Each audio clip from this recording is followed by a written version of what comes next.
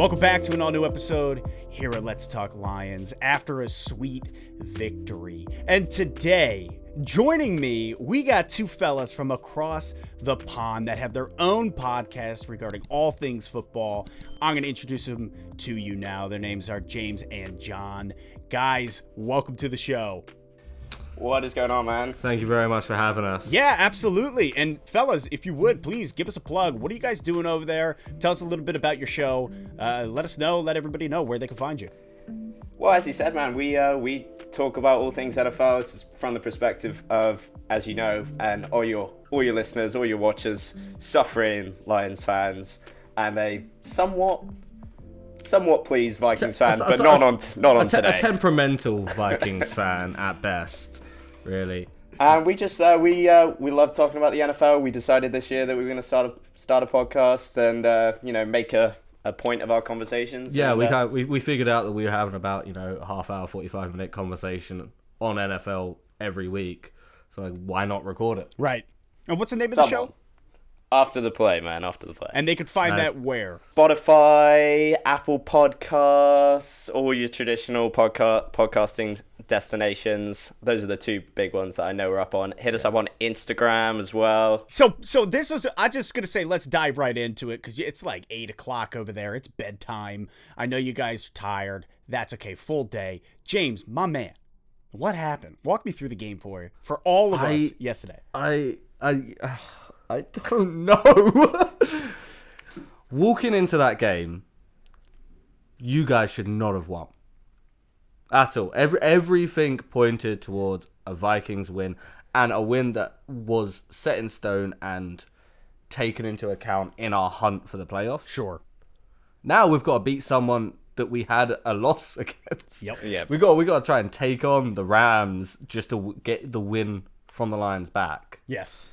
I looked at it at halftime, 20-6, and I just didn't understand what had happened. And there's so much that we could get into, but as you're saying, even for myself, looking at this game, I was like, there's only one way the Lions are winning it, and it's if we air the ball out. If we actually put the ball in Goff's hand and say, let's try it a different way rather than the run game. And the Vikings, you guys lost Adam Thielen right off the bat.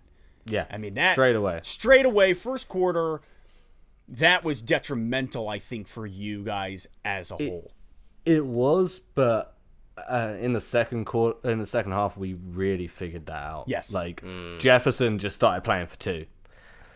He was just like, "Yep, no, Thielen's out. All right, cool. Just give it to me. I'll do what needs to be done." Yeah, and Kirk Cousins. I mean, you look at him in the first half, he put up 137 yards. That was it, and then come the second half, he was like, all right, time to actually air the ball out and get it to where it needs to go. And he had some great throws in the second half, but it just wasn't enough.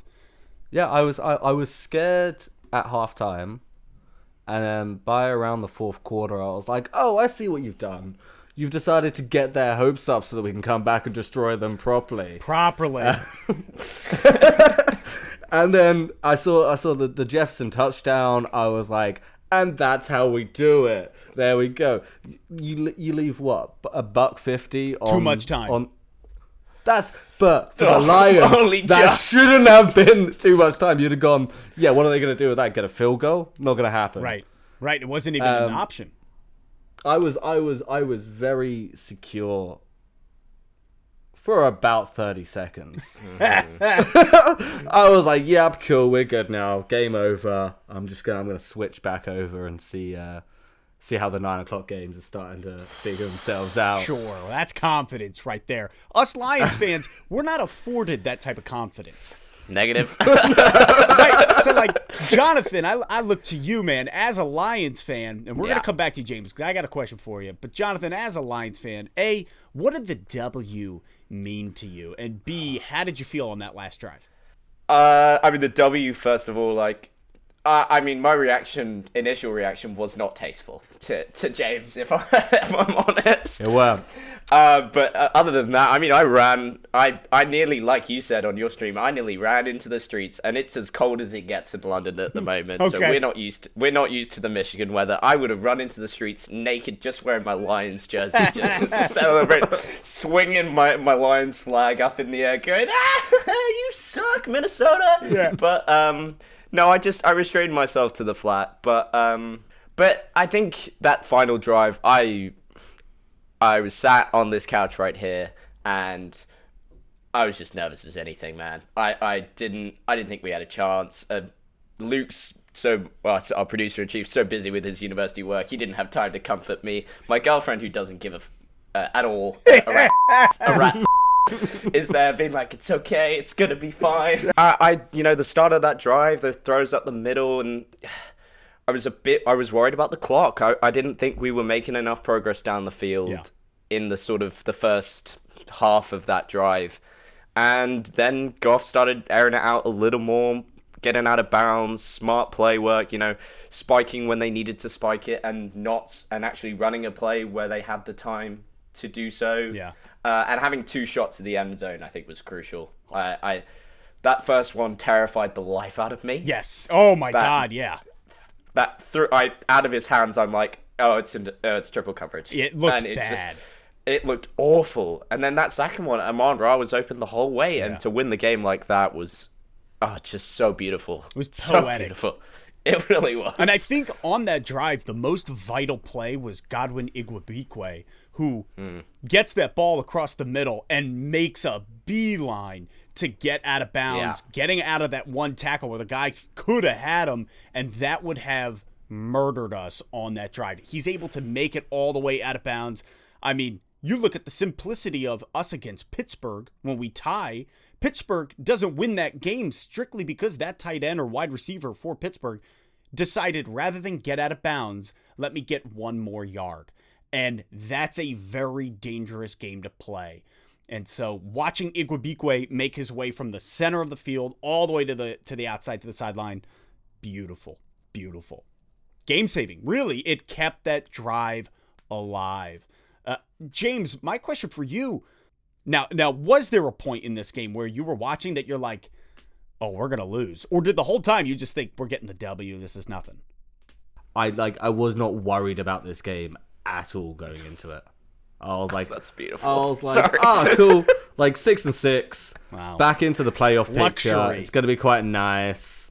And then they showed me the halftime score. And I was like, hang on a second. Like, I haven't seen the Vikings in the red zone much. I saw the halftime score and I went, oh, that's not what it should be. So I was a bit shaken there. Looking at Detroit as a whole, obviously we make a huge move with the coaching staff, the turnover, all of that. Initial thoughts compared to where you are now, Dan Campbell. Go.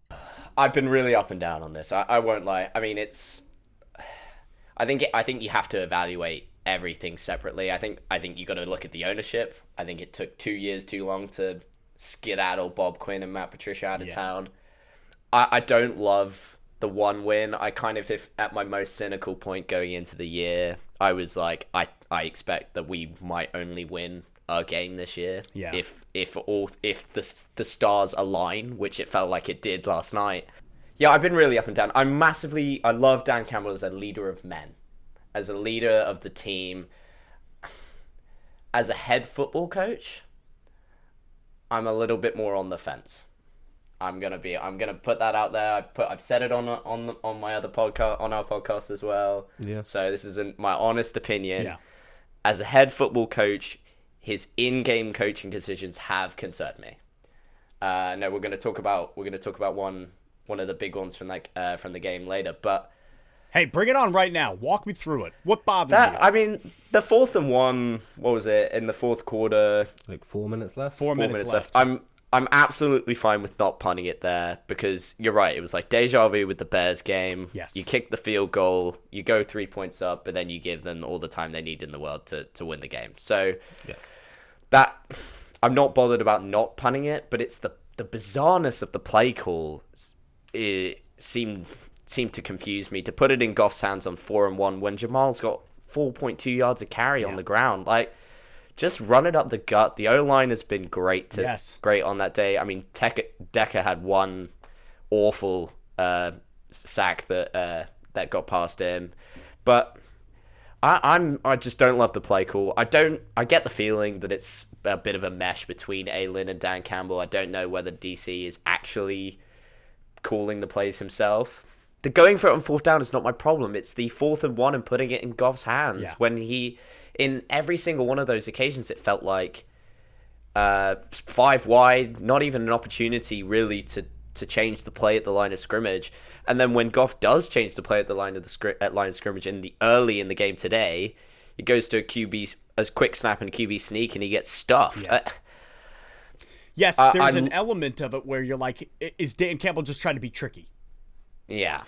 And that's what it felt like, and that's what we have seen multiple times this season is this attempt to be tricky or sneaky rather than go with what would probably just work is handing the ball off to Jamal Williams and, like you said, running up the gut, because Jamal Williams was playing great. The O-line was playing great.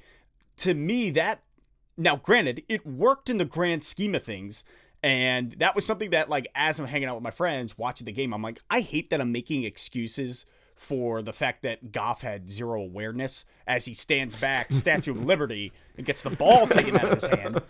And I'm like, I have to make excuses for him. This sucks. However, it did work out because Minnesota is able to turn that over, score the TD, and give us $1.50 to score to come back and have an attempt compared to the punt and whatever, as we talked about. But you're right, the actual play call itself was odd.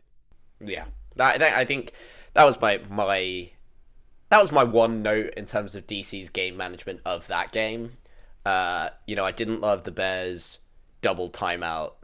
Yeah, malarkey. That seemed bizarre to me. That was a mess. Where actually, his reasoning after the game at the podium was like they were going to score a touchdown, and I'm thinking back to that Atlanta game last year where actually you kind of want him to score a touchdown. Yes, Todd Gurley. Yep.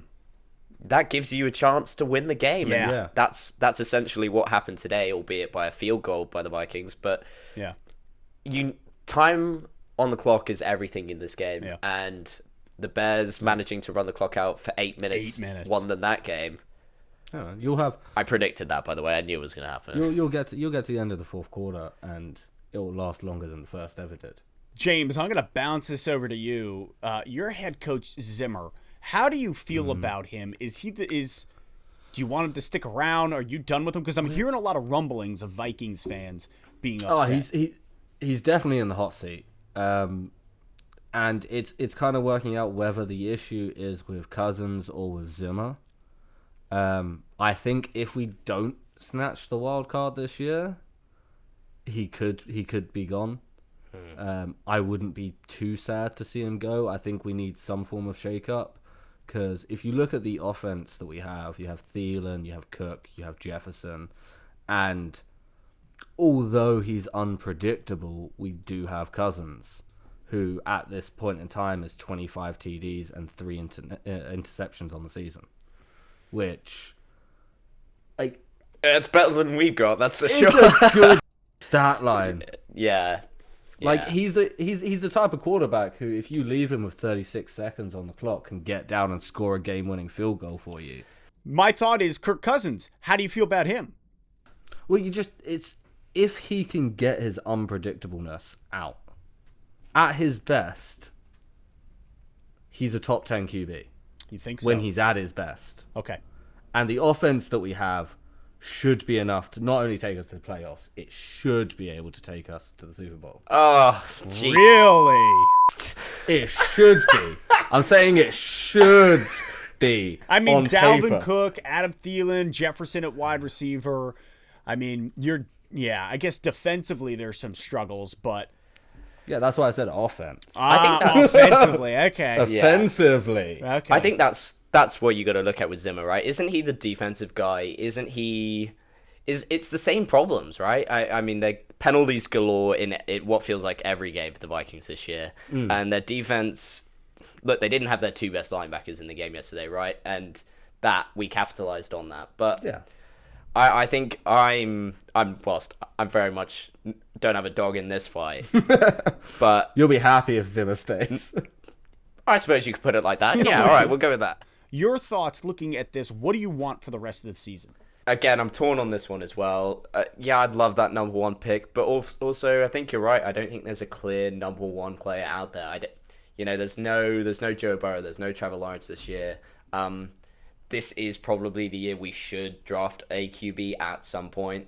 But it's those close games that get me the most, Jay. It really is. Yeah.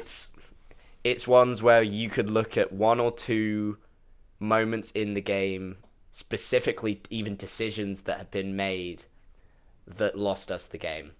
I'm not talking about the blowouts, the Cincy game, the Bears, right.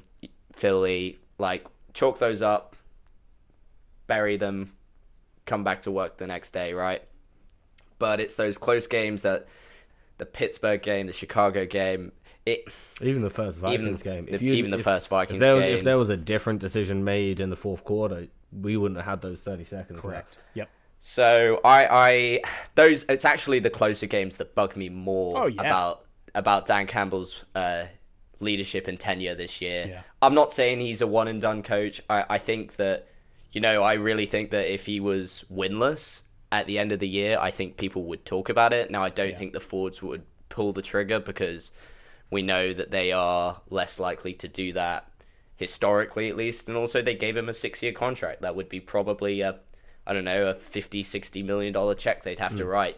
But you know what? And this is where, yes, there have been some bad calls this year where you're like, I don't even understand what is going on. However, when I take a step back, I'm like, you know what, man? Like, for any time that these decisions are going to be made and we're going to learn from it, I want it to be now. I want it to be right now. Because Dan Campbell next year, if he's play calling, if he's the way he operates is going to be so much better. It's going to be so much more fluent. He's going to know, let's run it up the middle. Maybe we don't do the Goff at 4-1. Like, there's going to be, well, now I know you can't call 2 timeouts in a row. The simple things that, like, I look at it, I'm like, what are you doing?